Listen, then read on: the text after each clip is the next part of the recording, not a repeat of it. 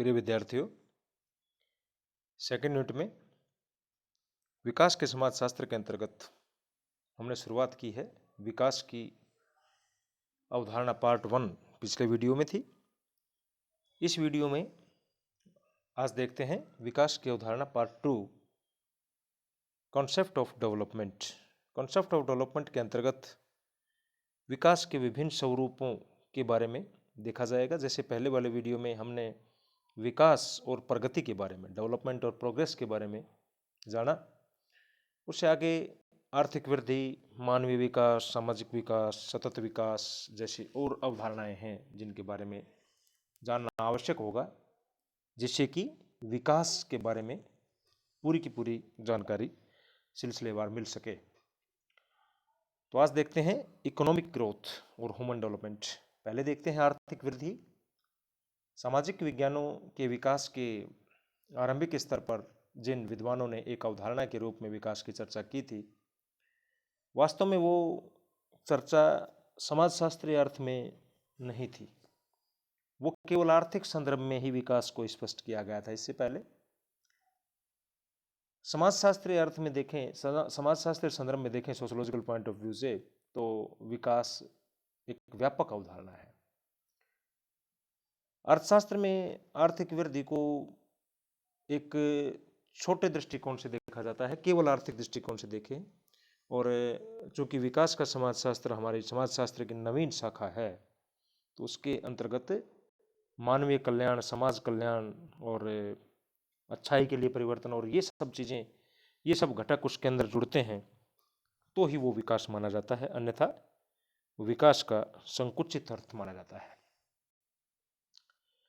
Baldwin के अनुसार आर्थिक वृद्धि एक ऐसी प्रक्रिया है जिसके द्वारा अर्थव्यवस्था के अंतर्गत सकल राष्ट्रीय आय में दीर्घकालीन वृद्धि होती है। लॉन्ग रन के अंदर ग्रोथ बाल्डविन परिभाषित करते हैं इकोनॉमिक ग्रोथ को। एक और विद्वान है रिचर्डसन के अनुसार आर्थिक वृद्धि का अर्थ वस्तुओं और सेवाओं को अधिक से अधिक मात्रा में इस तरह उपलब्ध कराने से है जिससे कि जनसाधारण के भौतिक कल्याण में निरंतर और दीर्घकालीन उन्नति हो सके। निरंतर और दीर्घकालीन उन्नति इसका एक अनिवार्य लक्षण है। और जब तक जनसाधारण के भौतिक कल्याण में वृद्धि ना हो, तब तक हम वृद्धि को आर्थिक वृद्धि नहीं मानेंगे। आर्थिक वृद्धि की विशेषताएं, main characteristics of economic growth. कई बार लगता है आपको कि आर्थिक वृद्धि अर्थशास्त्र का टॉपिक है, लेकिन ये आधुनिक समाज विज्ञानों में इंटरडिसिप्लिनरी कॉन्सेप्ट्स भी होते हैं, वो पढ़ाने पड़ते हैं। तो इकोनॉमिक्स की कॉन्सेप्ट्स प्रतीत होने वाली जो चीज़ है वो समाजशास्त्र में भी है, चूँकि विकास जो है वो एक ऐसा टॉपिक है जो इकोनॉमिक्स में भी है, सोशल साइंसेस में सब में है। राष्ट्रीय आय और प्रति व्यक्ति आय में वृद्धि पहला लक्षण या विशेषता है इसकी। जब तक नेशनल इनकम में, पर कैपिटा इनकम में वृद्धि नहीं होगी, तब तक हम ये नहीं कह सकते कि आर्थिक वृद्धि हो रही है। पर कैपिटा इनकम, प्रति व्यक्ति आय, जो प्रति व्यक्ति आय और राष्ट्रीय आय में जो वृद्धि है, ये जो है इकोनॉमिक ग्रोथ की अंततः विकास के इंडिकेटर है, संसूचक है। उत्पादन के साधनों का तार्किक प्रयोग, रैशनैलिटी होनी चाहिए उसके यूज में। जब उसमें मीन्स ऑफ प्रोडक्शन है उनका अच्छी तरह सोच समझ करके, अर्थात तार्किकता के साथ प्रयोग। समाज कल्याण में सुधार एक ब्रॉड कॉन्सेप्ट है। जब तक समाज कल्याण में सुधार नहीं होगा, तब तक आर्थिक वृद्धि बेमानी है, आर्थिक वृद्धि नहीं मानी जाएगी। आर्थिक वृद्धि का संकुचित अर्थ होगा, वो एक सतत प्रक्रिया, निरंतर चलने वाली प्रक्रिया है। और दीर्घकालीन विकास तो अपने आप में इसका एक घटक है ही। लॉन्ग रन के अंतर्गत जो डेवलपमेंट होगा उसी को हम आर्थिक वृद्धि मानेंगे, जो टिकाऊ विकास है। आर्थिक वृद्धि के कुछ नियम हैं। आर्थिक वृद्धि को जिन अनेक सिद्धांतों के आधार पर स्पष्ट किया जाता रहा है, उनकी प्रकृति एक दूसरे से सर्वथा भिन्न है, लेकिन इन सिद्धांतों में नए कुछ ऐसी चीज़ें भी जुड़ती जाती हैं। प्रमुख रूप से सिद्धांतों में 4 ऐसे नियमों का समावेश है, जो सामान्य नियमों का समावेश है, जिनके अनुसार, जिनके आधार पर आर्थिक वृद्धि की प्रकृति को हम आसानी से समझ सकते हैं कि ये वास्तव में ऐसे नियम हैं जो प्रकट करते हैं कि आर्थिक वृद्धि क्या है बाय नेचर। नंबर 1 जो नियम है वो है पूंजी का संचय और प्रौद्योगिकी में सुधार। आप ये कब मानेंगे कि आर्थिक विकास हो रहा है या आर्थिक वृद्धि हो रही है? 18वीं शताब्दी के प्रारंभ में एडम स्मिथ ने सबसे पहले आर्थिक वृद्धि के व्यवस्थित सिद्धांत को प्रस्तुत किया था। उनके अनुसार उन्नत मशीनों का आविष्कार किसी भी देश की उत्पादकता और भौतिक कल्याण को बढ़ाने का एक प्रमुख आधार है। जब तकनीक बढ़ रही है तो आप ये मानेंगे आर्थिक वृद्धि हो रही है, ये नियम है। दूसरा जो है वो जनसंख्या संबंधी परिवर्तन का आकलन, इससे भी पता चलता है आर्थिक वृद्धि है। प्रारंभ में एडम स्मिथ और रिकार्डो ने यह विचार दिया था कि किसी भी देश में जनसंख्या बढ़ने से आर्थिक वृद्धि दर कम हो जाती है। बाद में कीन्स ने इन विचारों को अस्वीकार किया और इस बात पर जोर दिया कि जनसंख्या बढ़ने से वस्तुओं की मांग में वृद्धि होती है तथा इसके परिणाम स्वरूप आर्थिक वृद्धि को प्रोत्साहन मिलता है। भाई आरंभ में एडम स्मिथ और रिकार्डो ने यह विचार दिया था कि भाई जनसंख्या बढ़ने से आर्थिक वृद्धि दर कम हो जाती है, लेकिन जनसंख्या वृद्धि कई बार फायदेमंद भी होती है मैन पावर के रूप में। कीन्स ने फिर इस विचार को अस्वीकार किया और उसकी जगह नया नियम दिया। क्योंकि जनसंख्या बढ़ने का एक दूसरा पहलू यह है कि डिमांड में वृद्धि होती है। डिमांड में जहाँ वृद्धि होगी तो उत्पादन के लिए लोग ज़्यादा डिमांड करेंगे, उत्पादन बढ़ता जाएगा फिर कारखानों का। तो ये मैन पावर भी होती है कई बार। विशेषीकृत गतिविधियों के बीच श्रम विभाजन की व्यवस्था, तीसरा जो इसका नियम है आर्थिक वृद्धि का। जैसे जैसे श्रम विभाजन में वृद्धि होती है विभिन्न सेवाओं के लिए पहले से अधिक योग्यता और क्षमता की आवश्यकता महसूस की जाने लगती है और यही वह दशा है या कंडीशन है जिससे में कुल उत्पादन में भी वृद्धि होती है। आर्थिक वृद्धि के अतिरिक्त उद्यमिता का विकास, एंटरप्रेन्योरशिप, उद्यमिता का विकास जो है वो इसका चौथा नियम है। आर्थिक वृद्धि में उद्यमिता की प्रकृति बहुत महत्वपूर्ण होती है। उद्यमिता का संबंध उपभोग के भावी प्रतिमानों को ध्यान में रखते हुए नवाचारों की सहायता से यानी कि इनोवेशंस की सहायता से कुल उत्पादन में इस तरह वृद्धि होती है जिससे कि जीएनपी को बढ़ाया जा सके। जीएनपी मीन्स सकल आर्थिक वृद्धि, national gross national product, GNP. एक होता है जीडीपी, ग्रोस डोमेस्टिक प्रोडक्ट, लेकिन यहां GNP, gross national product production. उद्यमिता का विकास भी एक इसका नियम है या पैरामीटर है।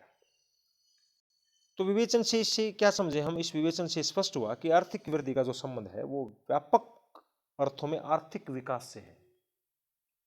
जैसा कि इसके नाम से स्पष्ट होता है, प्रथम दृष्टया किससे संबंधित है? ये व्यापक आर्थिक विकास से संबंधित है आर्थिक वृद्धि। और ये ध्यान रखना भी जरूरी है कि तकनीकी रूप से आर्थिक वृद्धि का संबंध आर्थिक विकास के होने के पश्चात भी इसका जनसाधारण के आर्थिक विकास से एक स्पष्ट समझ लेना आवश्यक नहीं होता। क्योंकि जब आप केवल इकोनॉमिक ग्रोथ पे ही, इकोनॉमिक फैक्टर्स पे ही डिपेंड करते हैं तो वो सही अर्थ नहीं माना जाएगा।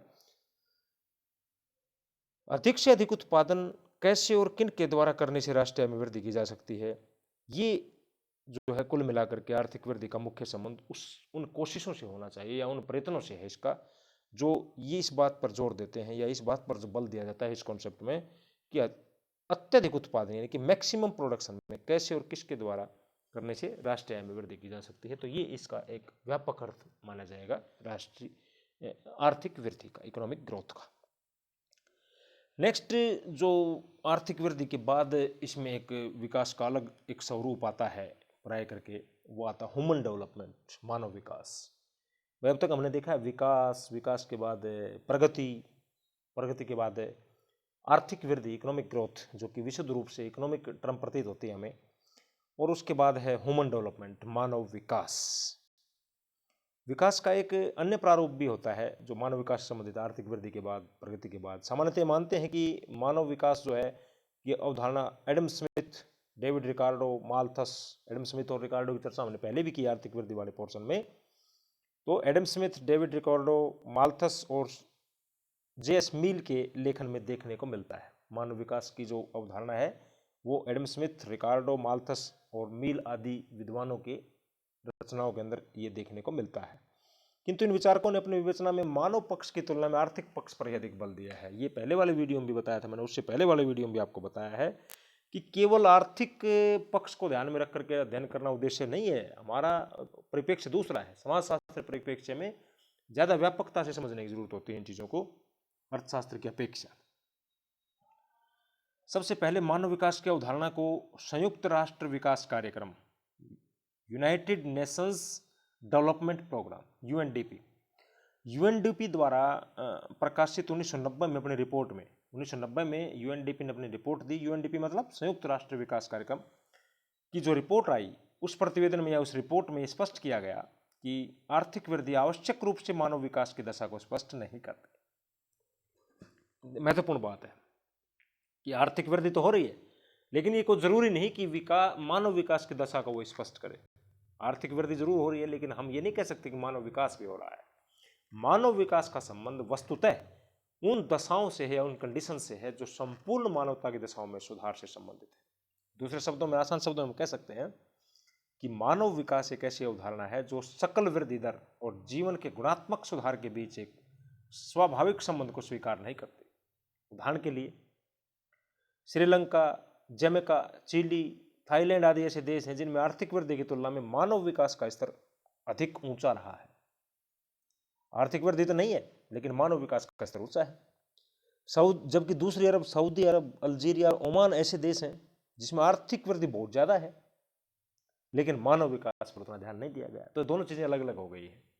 कोई जरूरी नहीं कि कोई देश आर्थिक वृद्धि की दृष्टि से विकसित है और मानव विकास की कंडीशन वहां पर अच्छी नहीं है, और इसके विपरीत आर्थिक विकास बहुत कम है लेकिन मानव विकास की कंडीशन अच्छी है। मतलब यह है कि वहां की सरकार और वहां का जो गवर्नेंस है वास्तव में व्यक्तियों पर कितना ध्यान देता है, ये महत्वपूर्ण है इस अवधारणा के अंतर्गत। भारत की तुलना में चीन ने मानव विकास के क्षेत्र में अधिक सफलता प्राप्त की है। ये तो ह्यूमन इंडेक्स के अंदर देखते हैं, हमारा स्थान बहुत नीचे है। संयुक्त राष्ट्र विकास कार्यक्रम की रिपोर्ट में मानव विकास के सूचकों का, इंडेक्सेस का, संसूचक का मतलब होता है इंडेक्सेस, इंडेक्स को स्पष्ट किया गया है। और उस इंडेक्स में क्या आता है, ये सामान्य सी बातें हैं। एक तो जीवन प्रत्याशा, लाइफ एक्सपेक्टेशंस, कितने साल तक व्यक्ति जीवित रहता है। एक साक्षरता की दर यानी शिक्षा, लिटरेसी रेट। एक जन्म दर और मृत्यु दर और शिशु मृत्यु दर, ये सही होंगे तो मानव विकास माना जाएगा। यानी जन्म दर ज़्यादा नहीं होनी चाहिए, मृत्यु दर ज़्यादा नहीं होनी चाहिए, शिशु मृत्यु दर भी ज़्यादा नहीं होनी चाहिए, और साक्षरता की दर कम नहीं होनी चाहिए, ऊंची होनी चाहिए, और लाइफ एक्सपेक्टेशन भी खूब होनी चाहिए। यानी 70 से अबो, विकसित राष्ट्रों के अंदर तो 74, 75 तक भी है।